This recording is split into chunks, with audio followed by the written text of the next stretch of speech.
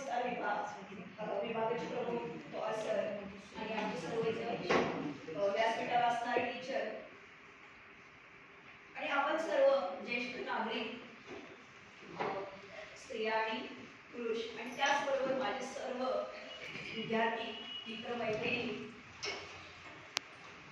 आज ॲक्युप्रेशर या विभागामार्फत आमचे लाडके सर शेजारी आहेतच बघा, तर त्यांनी हा आयोजित केलेला आजचा हा तरी शिबिराचा हा की उपचारात्मक असणारा भाग आणि तुम्ही सर्वांनी त्याला दिलेला प्रतिसाद हे पाहून आम्हाला खूप बरं वाटलं की सर्वसाधारण एक महिनाभराच्या कालावधीत हा विभाग सुरू झालेला आहे, कोर्स सुरू झालेला आहे आणि एक छोट्या कालावधीमध्ये आपण या ठिकाणी येऊन सरांनी जे काही आम्हाला शिकवलेलं आहे आणि त्याचा आम्हाला काही प्रत्यक्ष प्रॅक्टिकल करण्याचा काही जे काही योग आला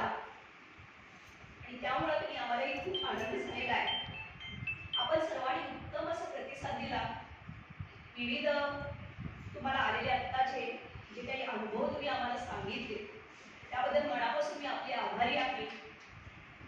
आणि व्यासपीठावर असणारे हे सर्व माननीय ज्यांनी हा कार्यक्रम आयोजित केलेला आहे, खरोखर काही त्यांचा सुद्धा आभार काही मानायला हवे की जेणेकरून ज्येष्ठ नागरिकांना निसर्गाकडे चला, जी काही जी उपचार पद्धती आहे नैसर्गिक पद्धतीनं कोणत्याही प्रकारच्या महागड्या असणाऱ्या औषध गोळ्या किंवा जो काही इतर विविध आजारावर ऑपरेशन करा किंवा हॉस्पिटलमध्ये ॲडमिट व्हा किंवा त्यामुळे येणारे जे काही दुःखद अनुभव असतात त्यातून सुटका होण्यासाठी आपण या ठिकाणी निसर्ग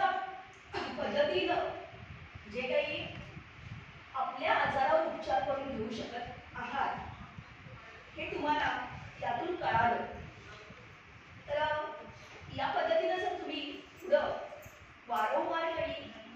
ह्या सगळ्या गोष्टी जर करत आहात तर काही आपल्याला खरोखर काही आरोग्य तुमचं आरोग्य तुमच्या हाती राहील असं म्हणायला हरकत नाही. आणि यासाठी सुद्धा मी आपल्याकडे योग आणि निसर्गोपचार या विभागासाठी मनापासून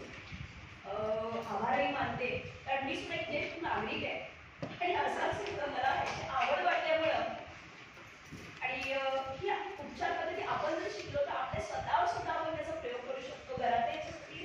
आजूबाजूच्या लोकांसाठी सुद्धा आपण याची माहिती देऊ शकतो, त्यांच्यावर सुद्धा उपचार करू शकतो. हे यातून कळाल्यामुळे मी या ठिकाणी ॲडमिशन घेतलं आणि तुमच्यातून इथं येऊन मला आता काही 4 शब्द बोलायचे काही परवानगी मिळाली याबद्दल सर्वांचा आभार मानते.